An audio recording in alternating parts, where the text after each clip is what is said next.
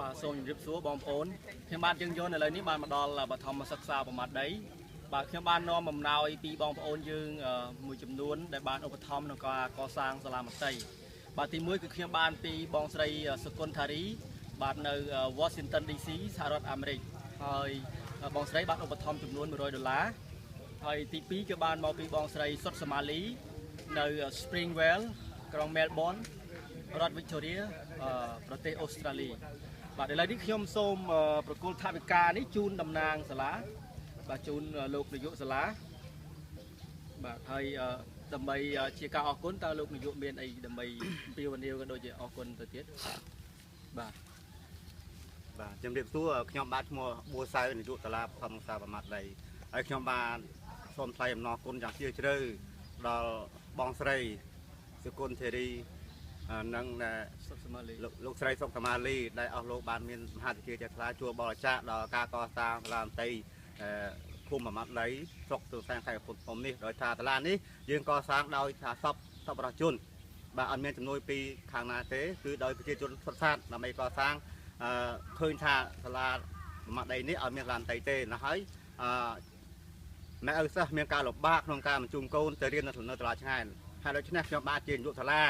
ហើយពលរដ្ឋសហគមន៍បានឯកភាពគ្នាដើម្បីកសាងនៅសាលាមន្ត្រីនេះដើម្បីរួមចំណែកដល់មានដាសិស្សងាយស្រួលក្នុងការយកកូនមករៀនបាទក៏ដូចជារួមចំណែកដល់រាជរដ្ឋាភិបាលជាទីចំនេះខ្ញុំសូមគោរពជូនពរសុខភាពល្អដល់បងស្រីទាំងពីរឲ្យជួបទៅនៅពុទ្ធពរតែបុលមកការគឺអាយុបានណៈដាក់8នឹងជាឡាសូមអរគុណនិងសូមអរគុណបាទសូមឲ្យលោកតំណាងសហគមន៍ខ្ញុំសូមជម្រាបសួរបាទខ្ញុំណែឈ្មោះពុជសៅគឺតំណាងខាងបេឡាដើម្បីសូមអំណរអគុណដល់ម្ចាស់អំណោយដែលពីប្រទេសក្រៅហើយហ្នឹងក្នុងប្រទេសហើយណាខ្ញុំសូមអរគុណដែលលោកយើងយន់បានពំនាំពាក្យទាំងប្រមាណដែលចេញពីសាលារៀនមត្តេយយើងនៅក្នុងគុំប្រមាណដីគុំជាយក្រុងស្ទឹងសែនខេត្តកំពង់ធំនេះសូមជួយអំពាវនាវថវិកាបន្តថែមទៅទៀតខ្ញុំសូមអរគុណបាទឥឡូវនេះធ្វើអត់បានហើយអីចឹងណាឥឡូវនេះធ្វើអត់បានទេតែឃើញការជាក់ស្ដែងតែបានគ្រឹះក្រោមទេគ្រឹះក្រោមមិនបានរួចជាស្ថាពរទេបាទអញ្ចឹងបើសិនជាគាត់ចង់ឧបត្ថម្ភទៀតឧបត្ថម្ភបានទៀតបាទឧបត្ថម្ភទៀតបន្តថែមទៀតមកនៅច្រើននៅបើនិយាយទៅនៅសល់90%បាទអញ្ចឹងតំណាងឲ្យសមាជិកនាយកសាលាក៏ដូចជាប្រជាពលរដ្ឋនៅភូមិប្រមាត់ដីសង្កាត់ស្រយើក្រុងស្ទឹងសែននេះខ្ញុំបាទសូមអំពាវនាវឲ្យបងប្អូនយើងទាំងក្នុងស្រុកក្រៅស្រុកសូមមេត្តាជួយបន្តទៀតតាមរយៈខ្ញុំលេខទូរស័ព្ទ011 55 0302ឬក៏ Smart 015 33ដង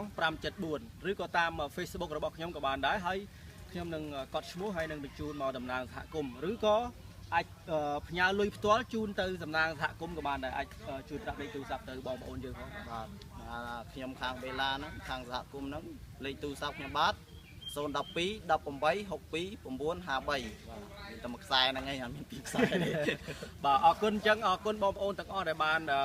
ជួយហើយជាពិសេសជូនពរបងសុតសមាលីហើយនិងបងស្រីសុគន្ធធារីផងដែលបានឧបត្ថម្ភធ្វើបងស្រីទាំងពីរជួបតែនឹងសេចក្តីសុខសេចក្តីចម្រើនគ្រប់ពេលវេលាហើយសង្ឃឹមជឿជាក់ថាបងប្អូននឹងបន្តជួយកសាងសាលាមត្តេយនេះឲ្យបានចប់ដើមបាទសូមអរគុណរួចជាស្ថាពរផងបាទអរគុណ